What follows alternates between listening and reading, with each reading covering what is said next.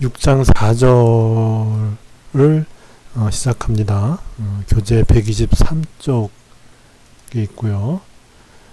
여기 이제 힘 중에 하나로서 resistive force라고 했는데, 이거는 지금 이제 공기의 저항 뭐 이런 것에 유체, 공기나 뭐 이제 물 같은 그런 흐르는 그런 물체의 어떤 질량을 가진 물체가 이제 지나갈 때 그 유체의 저항 같은 거기 때문에 우리가 앞에서 했던 마찰력의 개념으로 이해를 하면 돼요. 그러니까 공기의 마찰력, 유체의 마찰력, 그런 거죠. 그래서 이런 사람들이 이렇게 이제 다이빙을 해서 내려오는데, 근데 이제 그 마찰력을 살펴봤더니 이게 이제 그 물체의 속도에 비례하더라는 거죠. 이 속도에 비례하는, 그러니까 이제 그 힘의 크기가 속도의 크기에 비례하는 이제 그런 이제 이 저항력이 있고, 또 이제 속도가 커지면은 이제 스퀘어 오브 스피드라는 얘기는, 이거는 이제 v의 제곱을 말하는 거예요. 이거는 그래서 속도가 점점 더 커지는 어떤 그런 상황에서는 이 마찰력이 갑자기 확 증가해서 속도의 제곱에 비례하는 그런 이제 저항력이 되더라 하는 거예요. 그래서 이건 이제 이 우리가 어떤 그 입자 같은 이게 딱딱 떨어지는 그런 이제 개별적인 질량체의 경우에는 운동을 기술하기가 편한데, 이 유체 같은 것들은 막 이제 모양도 바뀌고 밀도도 바뀌고 뭐 그렇잖아요. 그래서 그 이 유체 자체 그 운동을 논하는 것도 어렵고, 그리고 이와 같이 이제 유체를 통해서 지나가는 어떤 질량체가 가지는 그 이제 운동의 성질을 기술하는 것도 쉽지가 않아요. 그래서 지금 보면 이제 속도가 어느 정도까지는 이제 저항력이 속도에 비례하고, 어느 이상이 되면 속도 제곱에 비례하고 이제 이렇게 되는데, 이 저항체가 또 뭐냐에 따라도 다르죠. 뭐 물이냐, 기름이냐, 뭐 공기냐, 뭐 이런 식으로 이제 다른 거죠. 공기도 예를 들어 수소냐, 산소냐, 뭐 이런 거에 또 다를 수가 있어요. 그래서 굉장히 이제 복잡한 건데, 여기서는 간단하게 이제 이렇게 두 가지 경우에 대해서만 소개를 하고 있어요.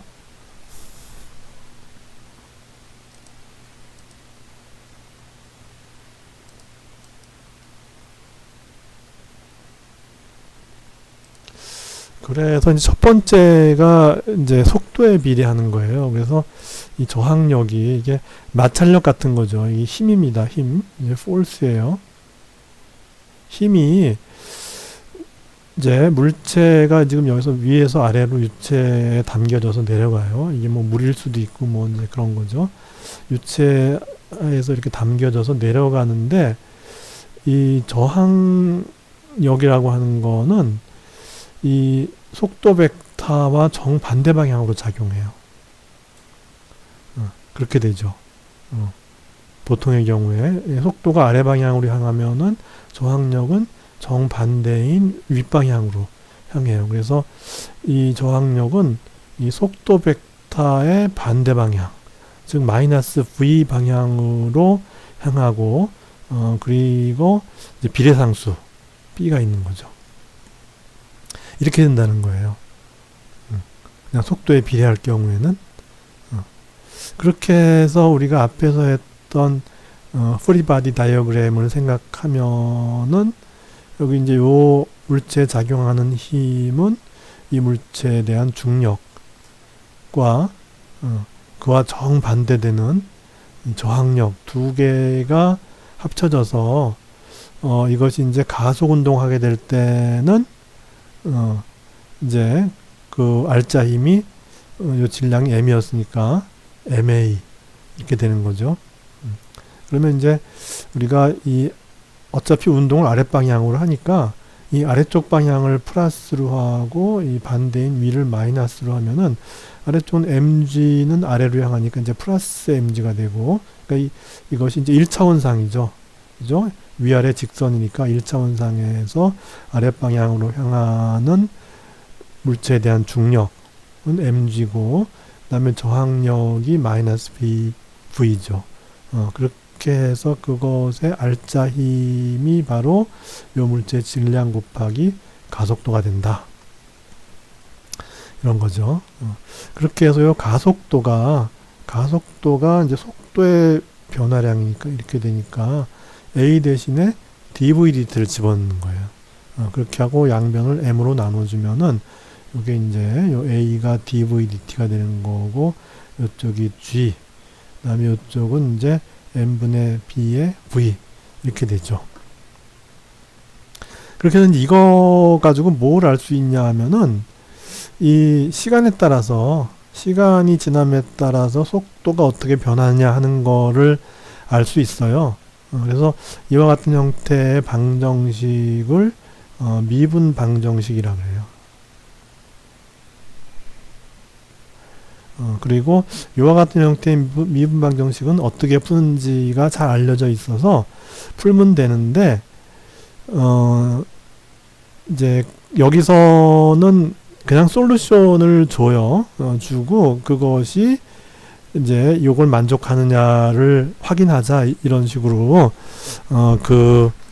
저기 125쪽에 그렇게 나와 있는데, 실제로 풀 수도 있는데 푸는 거는 물리학 2, 2학기에 혹시 물리학 2를 배우게 되면 거기서 이제 전기 파트가 있는데, 그 전기 파트에서 이제 이런 식의 미분 방정식을 푸는 그런 방법이 나와요.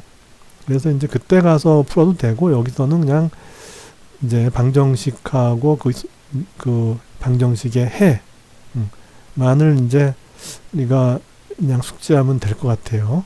그래서 이제 푸는 방법은 변수 분리란 게 있어요. 그래서 어떻게 분리하냐 하면은 요 이제 t는 이쪽으로 보내고, 요쪽은 뭐 상수와 v 함수가 있는데 v가 여기 있잖아요. 그래서 이 통째로 이쪽으로 옮기고 dv g 마이너스 m분의 b의 v 이렇게 되고 equal dt 이렇게 돼서 이걸 이제 적분을 하는 거죠. 그래서 이건 x분의 dx니까 뭐 로그 형태의 솔루션이 나오겠죠. 그래서 처음에 정지 상태에서 출발했으면은 속도는 0부터 속도 v까지 갈 때 시간은 출발 때 시간을 0라 그러면 0에서 t 이렇게 되니까 요쪽은 그냥 t가 되죠. 그래서 요거 적분만 하면 돼요. 그렇게 해서 얻은 결과가 바로 저기 125쪽에 있는 거죠.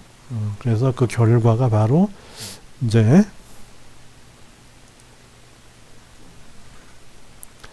이게 되는 거죠. 이게 이렇게 돼요. 그래서 t의 함수, 시간의 함수로서의 요 속도의 변화, 이게 이제 나온다는 거죠. 그러니까 아래로 내려가는 속도가 이 시간의 함수로 어떻게 되느냐 하는 건데, 요걸 갖다 이제 그림을 그려보면 어떻게 되느냐, 여기 표처럼 시간의 증가함에 따라서 속도가 증가하는데, 증가하는 것이 처음에는 빨리 증가하다 나중에 이렇게 꺾어져요. 꺾어져서 어떤 값에 이렇게 접근해요. 그래서 이제 이론적으로 시간이 무한대로 가면은 어떻게 되냐 하면은 요게 0이 돼 버리죠. 여기 0이 돼서 이제 V가 요것만 남아요. 요걸 갖다 우리는 종단 속력이라 그래요. 그래서 이 속력의 값이 그리고 이제 어떤 값에 접근하게 되는데 그 값이 바로 B분의 mg가 된다. 그래서 마치 이 속도의 크기가 상수가 되는 어떤 그런 이제 상황이 된다는 거죠. 시간이 많이 지나면은. 그래서 이제 떨어지는데 시간이 많이 걸려도 계속 떨어지고 있다고 하면은 어떤 종단 속력에 도달하게 된다. 그런데 이제 이 종단 속력은 또 어떻게 구할 수 있냐 하면은 아까 이제 dvdt가 dv dt 즉 가속도가 g-m분의 b의 v 이렇게 됐잖아요. 그런데 이제 시간이 많이 가게 되면 가속도가 0으로 가는 거예요. 가속도가 0으로 가요. 그러면 이게 이제 0으로 가는 거죠. 이렇게 가서 그러면 언제 0이냐? v가 vt일 때 v가 vt가 될 때 그때 이제 이 값이 0이 된다는 거죠. 그래서 g-m분의 b의 vt가 0이 된다는 거예요. 가속도가 0이니까 거기서부터는 이제 등속도로 간다 그거죠. 그래서 여기서부터 vt를 구할 수 있는데 vt가 바로 이렇게 되고 따라서 이제 아까 그 미분 방정식에 해에서 앞에 b분의 mg가 있는데 이것을 갖다 이렇게 종단 속력이라고 하는 하나의 상수값을 이렇게 놓을 수가 있다는 거죠. 그 다음에 여기 보통 시간 상수를 놓는데 이제 시간 상수라고 하는 것이 바로 이제 그 b분의 m이 되겠죠. 그죠? 요 타우가 분모에 있으니까 b분의 m이 요게 이제 질량과 아까 저항력에서의 그 앞에 상수죠. 그게 이제 시간 상수가 되고 그래서 만약에 이제 그 시간이 요 시간 상수만큼 됐을 때 시간이 t가 이제 타우가 돼서 바로 이제 b분의 m이 됐을 때 요 값이 이제 익스포넨셜의 마이너스 1승이 되죠. 2분의 1이 되죠. 그렇게 해서 그때에 그 이제 시간 상수만큼 지났을 때의 속도의 크기는 요 최종적으로 거의 상수값이 되는 종단 속력의 63.2%가 된다. 이제 그런 거죠. 그래서 이제 실제로 이와 같은 유체 내에서의 운동을 보면은 초기에 이제 속도의 크기가 0일 때 이제 가속도는 중력 가속도였는데 시간이 지날수록에 점점 가속도가 줄어들어서 나중에 가속도가 0이 되죠. 그죠?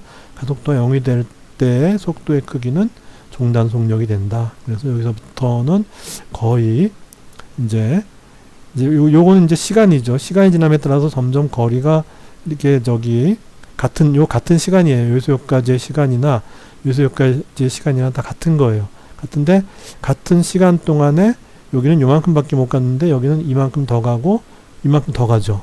그렇다는 얘기는 요 구간에서는 가속도가 있다는 얘기죠.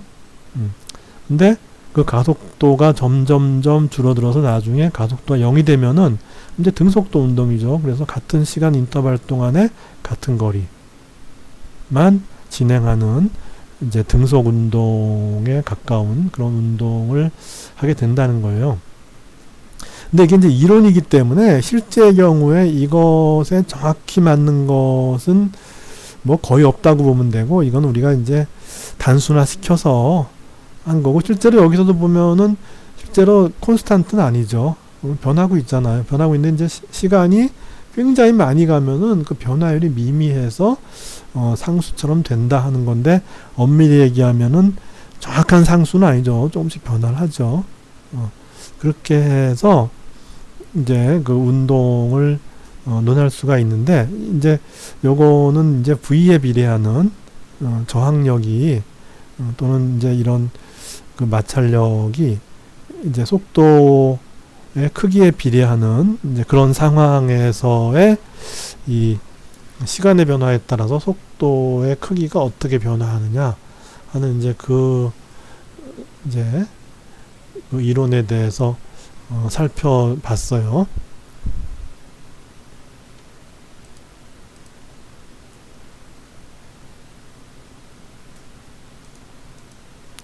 그래서 이제 문제가 여기 예제 6.6이 나오죠. 이게 기름이에요. 기름에서 이제 물체가 떨어지는데 그 물체의 질량이 이제 2g이고, 그 다음에 이제 터미널 스피드가, 다시 말해서 이제 이게 내려오다가 한참 내려오다가 이제 어느 순간부터는 거의 이제 일정한 속도의 크기로 내려오게 되는데, 그 이제 가장 큰 그 일정한 속도의 크기 터미널 스피드가 5cm/s예요. 그러면 이제 5cm/s 이상 되진 않고 5cm/s에서 거의 일정한 속도로 내려온다는 거죠. 그래서 이제 이 터미널 속도의 90%에 이르렀을 때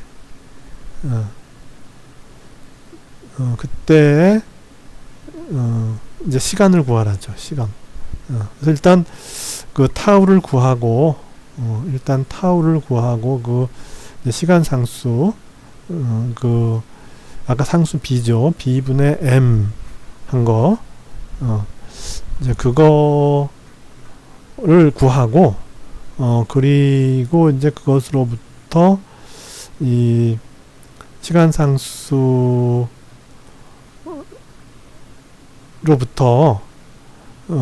이 터미널 스피드의 90%에 이르렀을 때까지 걸린 시간을 구하라. 이제 그거죠.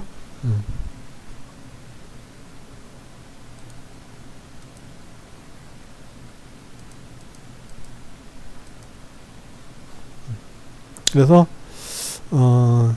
좀 전에 우리가 이제 터미널 스피드가 b분의 mg가 된다는 거 봤으니까 그래서 이제 이 b는 터미널 스피드 분의 mg인데 터미널 스피드가 나왔죠. 아까 터미널 스피드 이게 이제 바로 이거죠. 5cm/s죠. 그러니까 이제 속도에 비례하는 어떤 그런 경우에 터미널 스피드는 작은 거고, 속도 제곱에 비례하는 경우는 터미널 스피드가 이제 큰 이제 그런 경우라고 생각하면 되는데, 얼마나 클까 하는 거는 이 문제 다음에 이제 제곱형에서 한번 이제 살펴볼 수가 있어요. 그래서 이 이제 시간 상수라고 하는 거는 b분의 m이니까 그래서 이 이제 요 b라고 하는 것이 vt분의 mg죠. 그래서 여기 이제 m은 여기 있고, 여기에 b분의 1은 mg분의 vt죠. 그죠? b분의 1은 이 역수죠. 역수는 mg분의 vt. 이렇게 해서 이제 이렇게 돼서 시간 상수 즉 b분의 m은 이제 g분의 bt가 돼요. 그렇게 해서 이제 g가 이제 9.8m니까 cm로 하면 이제 980cm/s. 그래서 단위를 맞춰줘야죠. 그래서 5cm/s 이렇게 해서 구했더니 시간 상수가 이렇게 되고, 그래서 요것의 의미는 이 터미널 벨로시티의 63.2%가 됐을 때까지 경과한 시간이죠. 그게 바로 이제 5.1ms예요. 요게 10-3승세크를 우리는 밀리세컨이라고 할 수 있죠. 그래서 5.1msec, 그러니까 순식간이죠. 순식간에 이제 이 시간 상수에 도달한다. 그거고, 그 다음에 이제 이걸 이용해서 이 터미널 스피드의 90%에 이르렀을 때까지 걸린 시간을 구하라.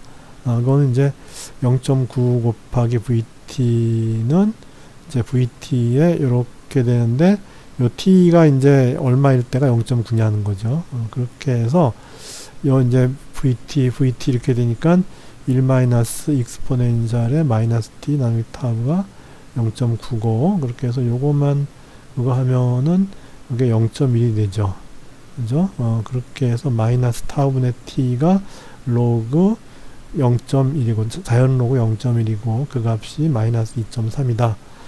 그렇게 해서 t는, 그러니까 이 터미널 스피드의 90%에 이르렀을 때의 시간은 바로 시간 상수의 2.3배만큼 지났을 때, 그때 이제 터미널 스피드의 90%에 이른다는 거죠.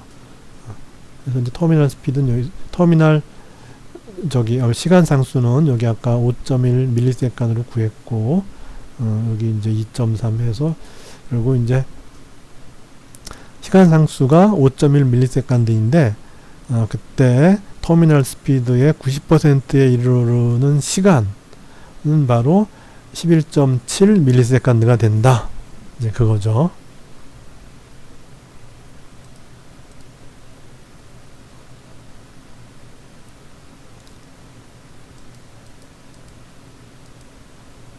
그 다음에가 이제 제곱에 비례하는 이제 그런 경우예요. 그래서 제곱에 비례하는 경우는 도대체 얼마나 빨라야지 드디어 제곱이 되느냐 하는 거는 그 테이블을 보면 알 수 있어요.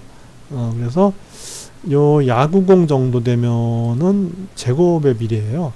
요 야구공을 이제 던졌을 때에 이제 터미널 스피드가 43m/s예요. 그래서 43m/s인데 보통 우리가 이제 야구장에서 투수가 던지는 공을 이제 중계 방송할 때 보면은 km/h로 이제 하죠. 그래서 요거를 바꿔봤더니 이게 한 이제 154 정도 돼요. 빠르죠. 154 km/h가 되는데 이 정도 되면은 이제 이 저항력이 이제 속도의 제곱에 비례하는 그런 상황이라는 거죠. 이렇게 돼요. 그래서 이제 제곱에 비례할 때는 그러면 우리가 아까 앞에서 했던 이제 시간에 비례할 때의 이 터미널 스피드하고 어떤 차이가 날까 하는 거. 아까 앞에서 터미널 스피드가 이제 B분의 mg였죠. 그죠? 여기서 터미널 스피드는 B분의 mg였는데 여기는 어떻게 되느냐? 좀 다르죠. 그죠? 터미널 스피드가 이제 결과를 보면 이제 이렇게 되는데 여긴 그럼 B가 없습니까? B는 없죠. 아까는 이제 R이 이제 마이너스 BV 이렇게 될 때죠. 그죠?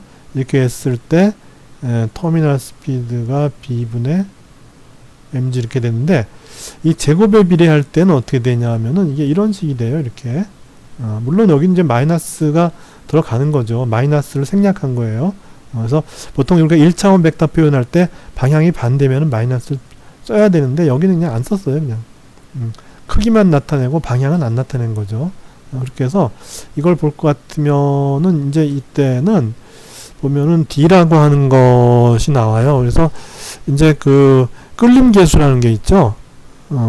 이제 그 굉장히 빠르게 되면은 이제 그 저항력이 이렇게 간단하게 표현되는 것이 아니고 좀 이제 복잡하게 표현이 돼요. 그래서 이제 끌림 계수가 있고 그 다음에 이 물체가 지나가는 유체의 밀도가 있고 그다음에 이제 물체의 단면적이 있어요.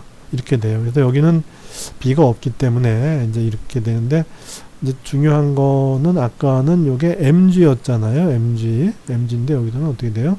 루트 mg가 된다는 거죠. 그렇게 되죠.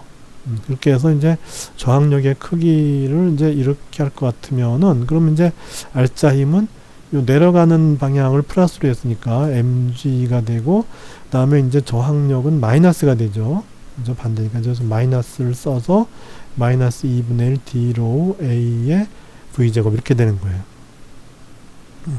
그래서 이제 f가 요게 이제 ma니까 마찬가지로 이제 가속도를 구하면은 어떻게 되냐면 이제 g가 되고 여기 이제 m이 나눠져 갖고 이제 이렇게 돼요.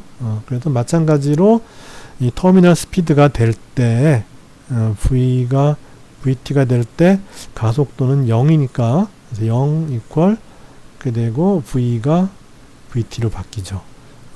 이렇게 해서 이제 vt를 구해 보면은 이런 식이 된다 하는 것이죠.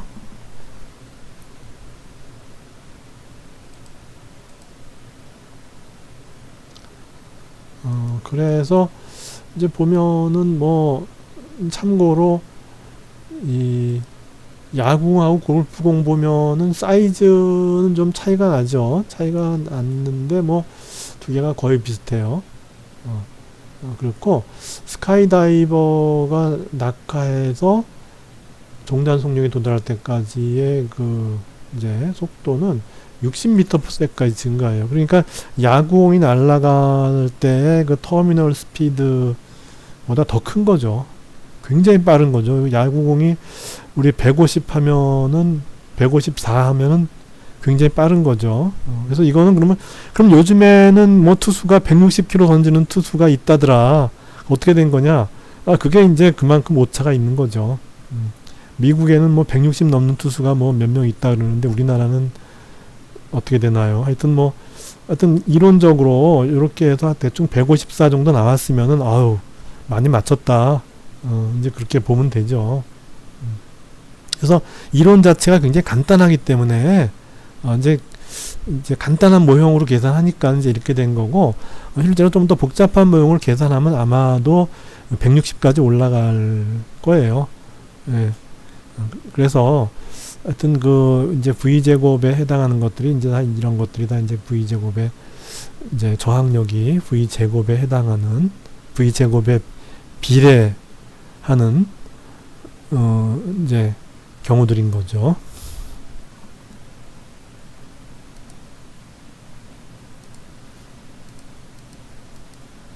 그래서 거기 이제 퀴즈가 있죠. 그래서 이제 야구공과 농구공이 있는데 어느 것이 이제 야구공이 아니라 농구공하고 스틸볼이죠.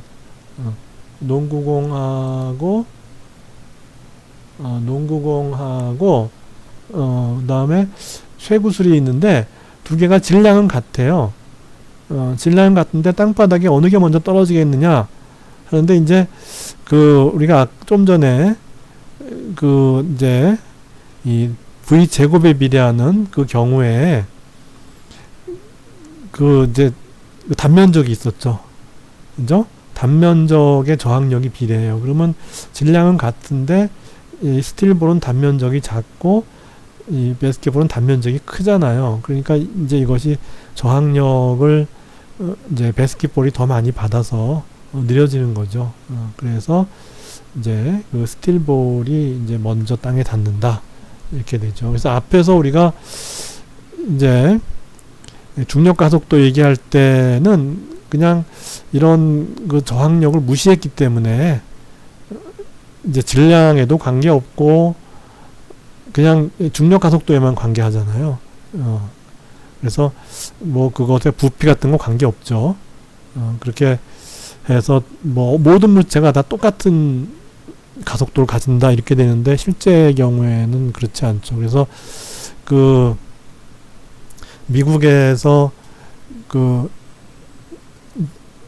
1960년대 말이에요. 70년대 초 이제 그 시기인데 달에 가서 실험한 게 있죠. 이제 우주인이 달에 가서 달은 공기가 없어요. 공기가 없으니까 공기의 저항이 없죠. 그래서 망치하고 깃털을 갖고 가고 달에서 떨어뜨렸어요. 똑같이 떨어져요. 왜냐하면 공기가 없기 때문에 공기 저항을 무시할 수 있어서 그거는 이제 중력 가속도는 그러니까 떨어지는 가속도는 질량에도 관계하지 않고 그리고 이 생긴 모양에도 관계하지 않아요. 공기의 저항이 없기 때문에 그래서 똑같이 떨어지는 것을 보였어요.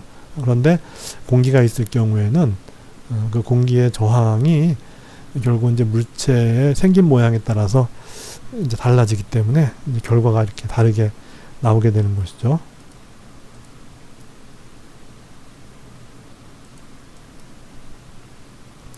그래서 이제 거기 야구공, 이제 6.7에 보면 야구공에 대한 게 나오죠. 그래서 야구공이 지금 저기 초속 40.2m예요. 야구공의 속력이 초속 40.2m에서 거기 보면 144km/h 나오죠. 이렇게 이제 친절하게 우리 km/h로도 이제 설명을 해주고 그랬을 때 저항력이 어떻게 되느냐? 그냥 야구공의 스피드가 이제 이만큼 났어요. 그래서 터미널 스피드보다는 작아요. 그렇지만 이만큼의 스피드가 됐을 때 이 공기의 저항력이 얼마냐? 는 거죠. 그래서 이제 요 VT가 지금 이렇게 나왔고 이것으로부터 그러니까 끌림 상수를 구하면은 이제 이렇게 되죠. 그래서 2분의 1의 끌림 상수 이거 D 대신에 이거를 집어넣고 로우 A V 스퀘어 이렇게 집어넣으면 로우 A 없어지죠. 그 다음에 E 없어져서 mg 물체 무게 곱하기 이 속도 제곱 나누기 이 종단 속동력의 제곱 이렇게 되죠. 이렇게 되죠. 여기다 집어넣으면 되죠. m은 0.145kg, 중력 가속도, 그 다음에 야구공의 속력, 그 다음에 야구공의 종단 속력 이렇게 집어넣으면은 여기 이제 이와 같은 이 속력을 가지고 있을 때 그때 저항력의 크기가 이렇게 나온다 하는 것을 알 수가 있는 것이죠.